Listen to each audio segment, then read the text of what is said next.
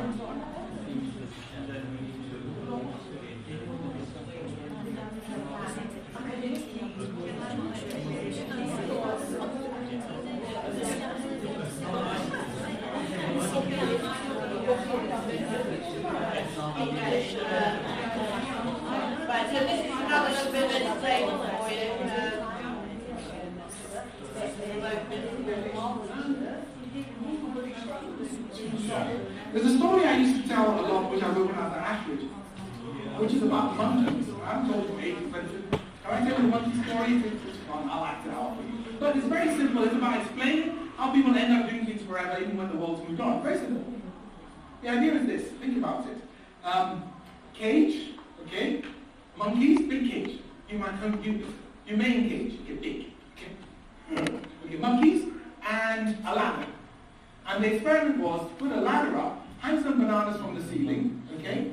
And then the experimenters had a hose with really cold water. And they put 5 monkeys into this cage. And the monkeys, of course, like bananas. So the moment they got into the cage, they went, bananas! As they do. And they went, oh, ladder! So they started to climb the ladder. At which point the experimenters hosed the lead monkey down with cold water, okay? And then hosed all the others down for good measure. So they all sat them off very cold and freezing and sat in the corner after a while they warmed up and went, bananas, we like bananas. So one of them started to go, and as he started to climb up the ladder, guess what? They hosed him down and then hosed all the others who hadn't moved as well. Got it? Okay, so now they're all sitting there cold. As they warm up, another one starts to go, and the others, they're not stupid monkeys, yeah? Spotty's going for it, they don't want to get wet, so what do? They beat him up, okay? So now they're all sitting there looking at the banana going, oh, lovely banana, I don't dare go, okay? At which point the experimenters took out one of these monkeys and brought in a new monkey. New monkey comes in, looks at the other monkeys and goes, these monkeys, I wonder what happened to them. They're nuts, banana, I'm going for it. So he starts to climb to get to the banana. At which point they all jump on him and beat him up. And he doesn't know why, because he's not wet, you and me. So they take another of the original monkeys out, bring in another new monkey. New monkey looks at these existing monkeys, they're stupid again, starts to go, and they all jump on him and beat him up, including the other new monkey who joins in enthusiastically, even though he doesn't know why. And apparently they take all the original monkeys out and end up with 5 monkeys sitting there in a row, staring at the banana, drooling, and if you say to them, look, you're monkeys, you get the message, why did you go for the banana? They say, look, you don't understand it, that's the way we do things around here. What happens is organizational... Okay, so why do you think I've shown you that video? Just give myself a rest. All the teachers give lectures, so everyone's giving lectures. Yeah, exactly. Everyone gives lectures. We would talk through lectures. We carry on giving lectures. It's kind of a safe space, isn't it? It's kind of, this is what we know, this is the culture. And actually, I was recently at a different university, and there was quite a new lecturer who had come into the university from a very different profession. So he kind of felt that he'd entered the academic culture. And although he was used to doing training and staff development using a very different style of teaching, he said, well, when I'm in the academy, I need to lecture, because otherwise I will not be considered, you know, equal to the other people in the academy. So there was this kind of thing, oh, well, this is how it's done in the university, even though I know from my own professional experience that there's other ways of teaching which are much better, you know. But I won't be respected by my colleagues if I can't stand and give a lecture. So there's lots of very powerful reasons why we continue to use those same techniques, even if they might not be, and even if we know they're not effective. So, but let's not be all negative. There are some benefits, not just this kind of, it's the culture and therefore we do it. What do you think the benefits and just the benefits of using lectures? Why do you use them? I presume you all lecture or something. Huh? It's time saving, yeah. Anything else? It's more suitable for large class size. For large classes, you can disseminate a large amount of information, yeah.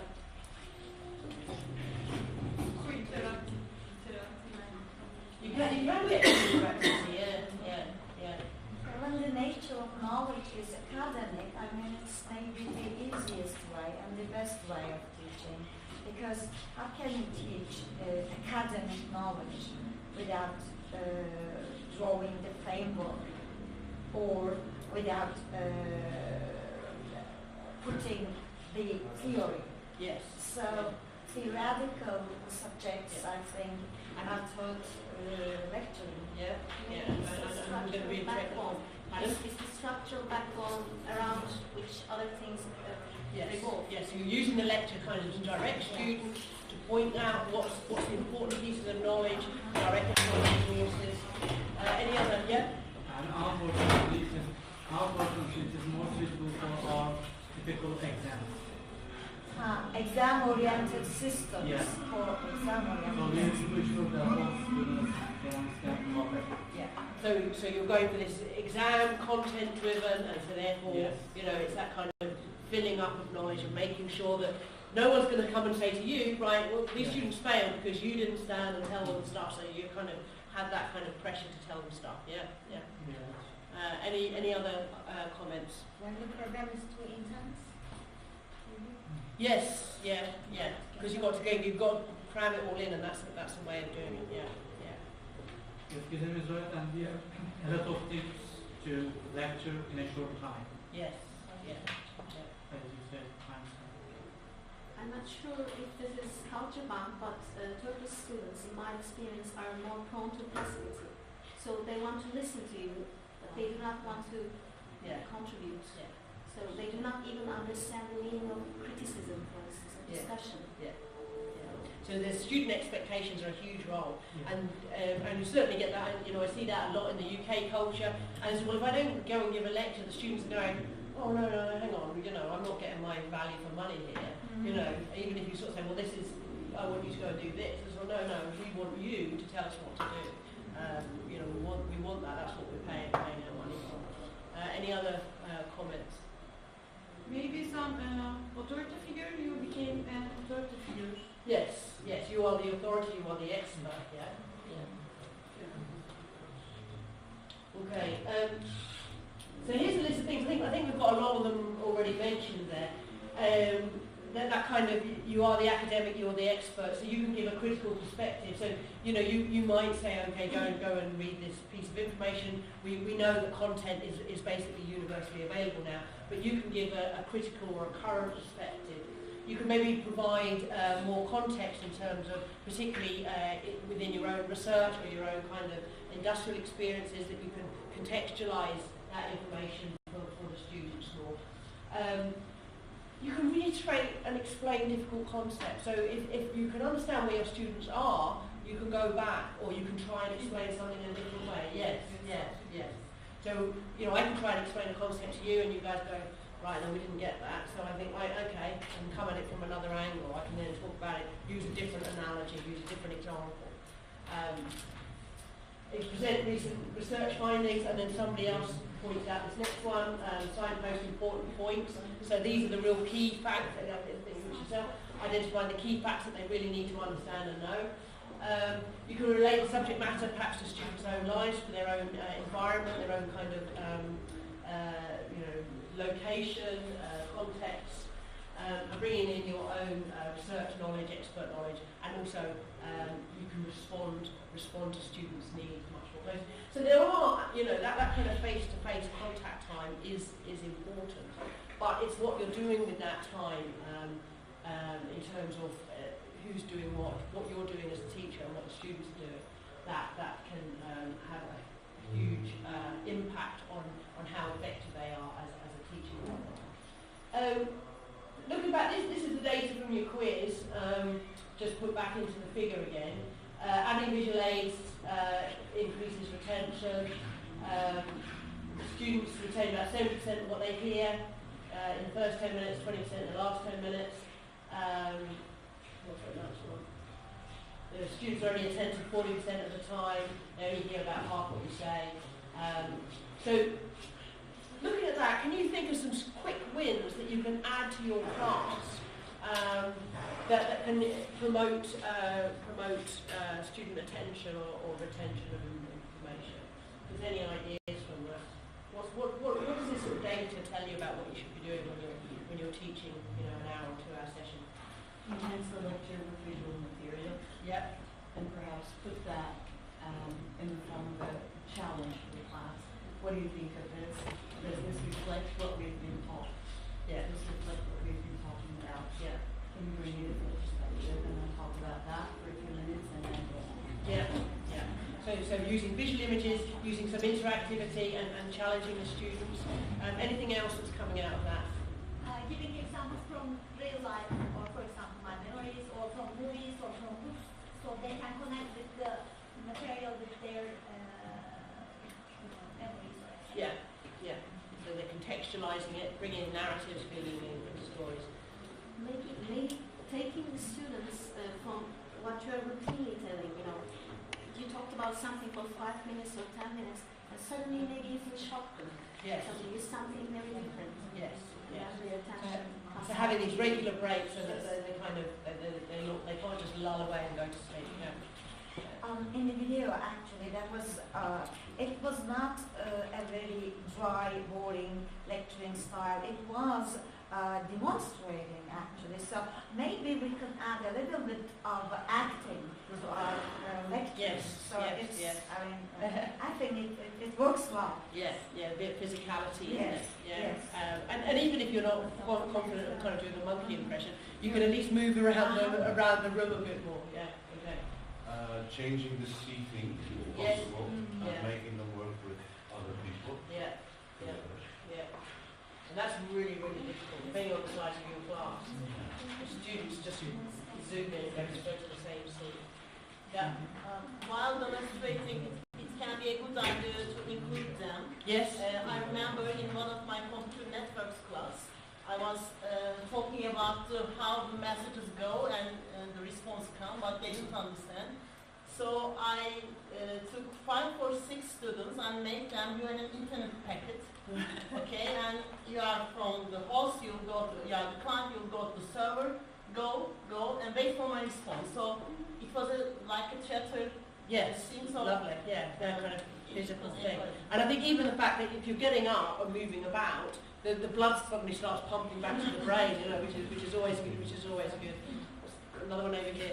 And it would be a good idea to bring authentic materials into the class. Mhm. And Yeah. for example, you can deliver a lecture better with the help of real life materials. Yes. Yeah. What artifacts from your discipline Yes. can you bring in? Yeah. Yeah. That might be something we'll have to do for the next one. So there's lots of things to do. I think this timing thing is really important. Where is it? Yes. What do we, you know, and I'm as guilty of this as the next person, but, you know, we use that first 10 minutes kind of giving them information that's maybe not all that important, you know, it's like kind of, oh, you know, this is the schedule and this is this and and it's kind of very mundane information.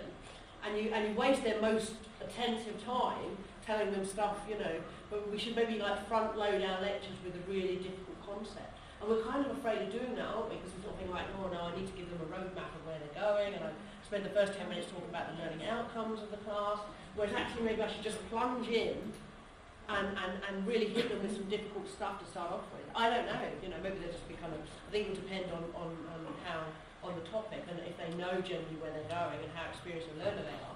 But, you know, I don't know how to get around that one, because I know with myself, even when I'm talking with staff, you still realise that you spend the first 10 minutes going, oh, right, this is what we're going to do today, and by the time you've got through all that, then they're kind of like, they're asleep now.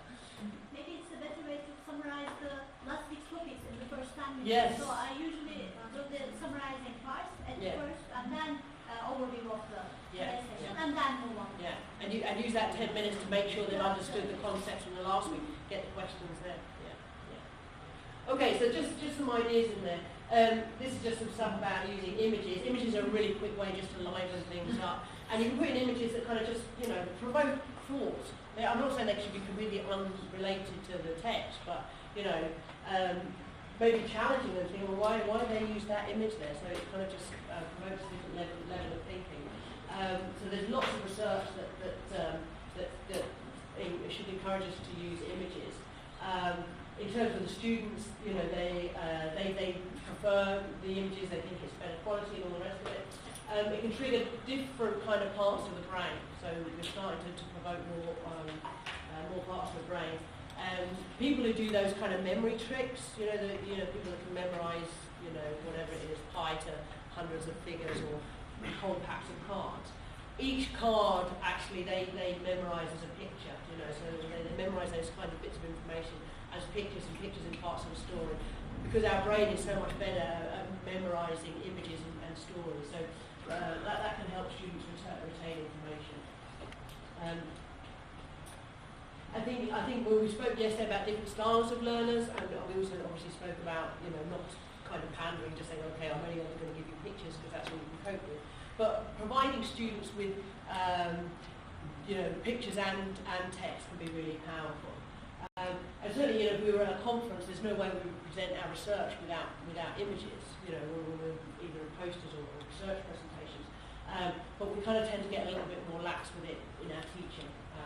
So images are incredibly powerful. Other things that we can think about include you might not have enough space to have the kind of discussive activities that we've had here, but you can certainly get them to discuss concepts in 2s and 3s. You know, even in a tiered lecture theatre, they can discuss something with the person next to them, you know, before you bring them back into the room. So they get that opportunity to verbalise what it is that you've been telling them. Yeah? Making sure that you're asking students questions, making sure that everybody has the opportunity to respond. Now, this can be quite intimidating for some students. You know, if you're picking on them to answer questions. And I think, again, if you get them to work in 2s and 3s and somebody to profess to offer up an answer out of that group, it can give them that opportunity to proffer an answer without kind of exposing themselves. I don't know what your students are like. Maybe they feel very nervous about putting up their hand and answering questions or asking questions, indeed. So, you know, by getting them to work in 2s and 3s and saying, right, okay, is there a question from your group or is there an answer from your group? There's a little bit of hiding space, you know, so to gain confidence in speaking, particularly in large classes. There's a very powerful video from some